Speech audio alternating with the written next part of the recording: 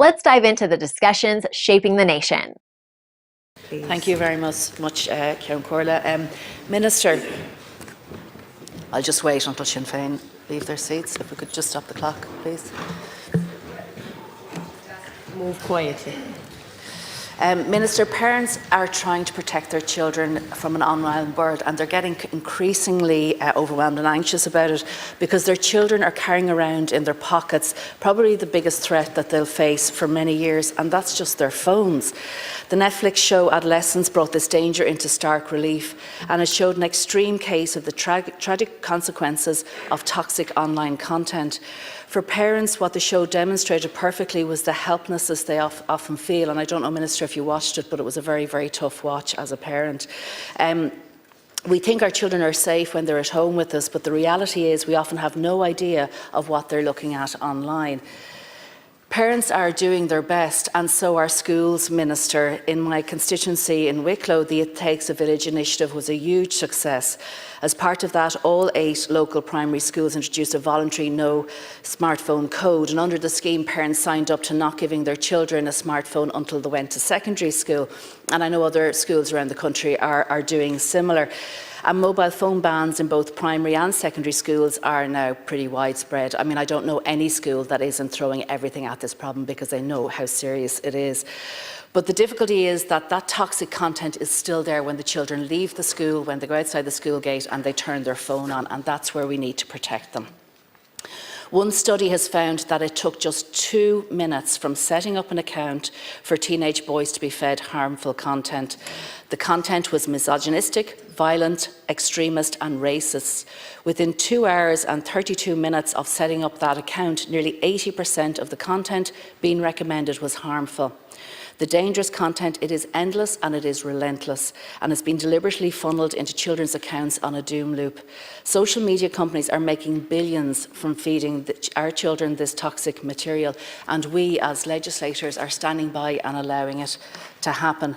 A new report from the Children's Rights Alliance has warned about a lack of regulation online, but I want to just deal with one specific aspect of that report, and that is the lack of regulation of recommender algorithms. And these are the algorithms that continually feed this toxic material to children in this dangerous online bubble. There is no escape from this endless scrolling, harmful and the toxic content in it. Initially, Commissioner Mann had included measures to address these poisonous algorithms in the Online Safety Code, and this was really welcomed at the time. But for some reason, those proposals were removed. According to the Children's Rights Alliance, this was a big mistake, and the removal reduces safety for children online. So, Minister, do you agree that these algorithms should be turned off? Do you think it was a mistake for the Commissioner Mann to remove this regulation from the Online Safety Code? And will you work with us across the floor to change this and make sure that online spaces are safer for children? Deputy. Thank you. Minister. Thank you, Deputy. And I suppose similar to the previous question, I think all of our priorities here and the priority of this government is to make sure that children are safe, be it online, be it offline, be it in their homes, in their bedrooms, within their communities and in their schools. And it is an absolute priority to make sure that children are protected.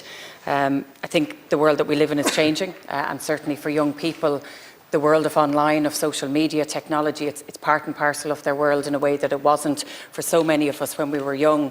And we know the benefits that that brings to their lives and to our lives, to our work, the way we communicate. But we all can very clearly see, as you've just outlined, the pitfalls and the challenges that young people are facing and the dangers that they're facing online as well. And so there is much that we need to do. You've mentioned Commissioner Mann. We are the first country in Europe to set up and to establish an online safety commissioner, and the sole focus of that commissioner is to make sure that we remove harmful content, that we remove illegal content, and where companies don't comply, that there is a very hefty fine at the end of the day. It's up to 20% of turnover, 10% of turnover can be fined, or up to €20 million if they don't comply, if content isn't taken down, or if they don't comply with the codes of conduct and their own rules. And it's really important, as our Online Safety Commissioner establishes themselves, that that is applied and that companies know that that will be used.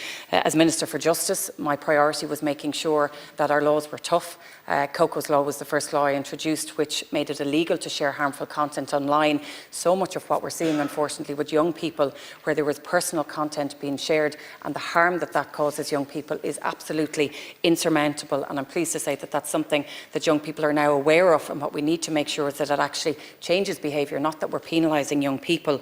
The issue, and you've touched on this as well, of violent pornography, we're seeing more and more, and access to this is so readily available for young people. The knock-on implications when it comes to domestic and sexual violence is absolutely horrific, and we're seeing this at a much younger age, and that's why we need to make sure everything that we do, that we're talking to young people, that we're engaging with them. And I watched adolescents, and I have to say one of the things that stood out to me the most, while every single episode there were certain elements that I think made all of us stop and think. In the second episode, where the police officer was speaking to his son in the school, and the son said, you don't get it. This is what they're saying to each other. This is what this means. So we need to talk to young people. We need to understand how they're communicating with each other. We need to teach them how to deal with certain types of content, how to deal with certain types of engagement. But I agree, insofar as possible, protect them from it as well. So I fully support the ban in primary schools. I think it is absolutely necessary. I don't think any child before secondary school should have access to social media, and so there's a role for all of us parents to make sure that when a child leaves school and comes home, they're not on social media at night, they're not in their bedroom able to access who knows what, that there are controls on any apps that they're using. We also need to make sure that in our schools and through our education systems, we're providing that support, we're engaging with young people, and we have a lot of programmes through Webwise, through the Department of Education, that are already being rolled out in that regard. Thank you. Look, Minister, I agree there is a role for everybody in this. I do think parents are playing their part. I think schools are playing their part. I know incredible teachers that are really doing everything they can to address this issue.